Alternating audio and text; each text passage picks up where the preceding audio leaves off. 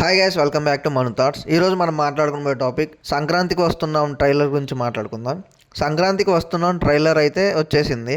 Trailer చూశాక నా opinion చెప్పాలంటే చాలా అంటే చాలా బాగుంది. మంచి ఫ్యామిలీ ఎంటర్టైన్మెంట్లా కనిపిస్తుంది. అనిల్ రావుపూడి గారి డైరెక్షన్లో మనం ఎక్స్పెక్ట్ చేసేది ఏంటంటే మ్యాక్సిమం కామెడీ అయితే ఎక్స్పెక్ట్ చేస్తాం.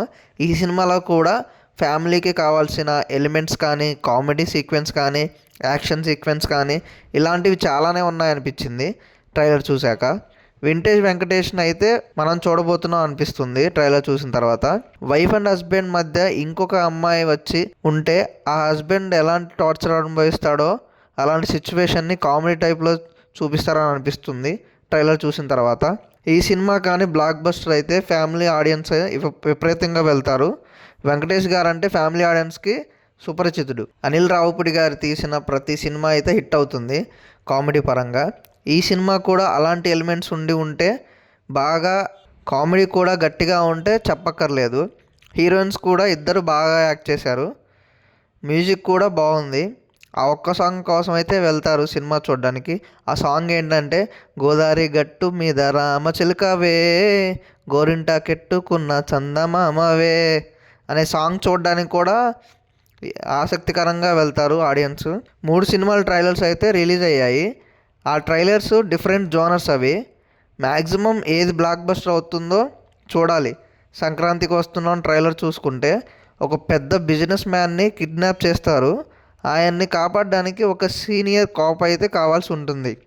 ఆల్రెడీ వెంకటేష్ గారు పోలీస్ ఆఫీసర్గా చేసి రిటైర్ అయి ఉంటారని అనిపించింది. ఆయన్ని అప్రోచ్ అవుతారు పోలీసులు. ఇందులో కామెడీ ఏంటంటే అప్రోచ్ అయిన పోలీస్ ఆఫీసర్ ఎవరైతే ఉంటారో ఆమె వెంకటేష్ గారి ఎక్స్ గర్ల్ ఫ్రెండ్ అయి ఉంటారని అనిపించింది ట్రైలర్ చూసిన తర్వాత.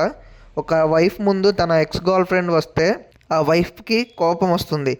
ఆ కోపం వస్తే ఎలా ఉంటుందో ఆ ట్రైలర్లో చూపించాలనిపించింది. అంత రియలిస్టిక్గా ఉంటుందని అనిపిస్తుంది. చూడాలి, సినిమా వచ్చేంత వరకు వెయిట్ చేయాల్సిందే. నాకు ఒక డైలాగ్ అయితే బాగా నచ్చింది. నీకు ఎక్స్ గర్ల్ ఫ్రెండ్ ఉంటే మాత్రం ఆమె గురించి ఎట్టి పరిస్థితుల్లో మీ వైఫ్కి చెప్పొద్దు అనే డైలాగ్ నాకు బాగా నచ్చింది. భార్యాభర్తల మధ్య జరిగే రియలిస్టిక్లో ఎలా ఉంటారో, ఎలాంటి ప్రాబ్లమ్స్ కానీ, ఎలాంటి రొమాంటిక్ సీన్స్ కానీ, ఎలాంటి కామెడీ సీక్వెన్స్ కానీ ఉంటాయో అలాంటి టైప్ ఆఫ్ కంటెంట్ని తీసుకొని వచ్చారు అనిల్ రావుపూడి గారు. తన డైరెక్షన్లో మంచి కంటెంట్ని తీసుకొని వస్తాడు. కామెడీ టైమింగ్ బాగుంటుంది. దానితో పాటు యాక్షన్ సీక్వెన్స్తో సంక్రాంతికి వస్తున్నారు. చూడాలి సినిమా ఎలా ఉంటుందో వెయిట్ చేయాల్సిందే. సంక్రాంతికి 3 సినిమాలు అయితే రిలీజ్ అవుతున్నాయి. 1 గేమ్ చేంజర్, 2 డాకు మహారాజ్, 3 సంక్రాంతికి వస్తున్నాం. ఈ 3 సినిమాల్లో ఏ సినిమాని ముందుగా చూస్తారో కింద కామెంట్ చేయండి. ఏ సినిమా బాగుంటుందని అనుకుంటున్నారో కింద కామెంట్ చేయండి. మరిన్ని టాపిక్స్ కోసం please subscribe to my channel.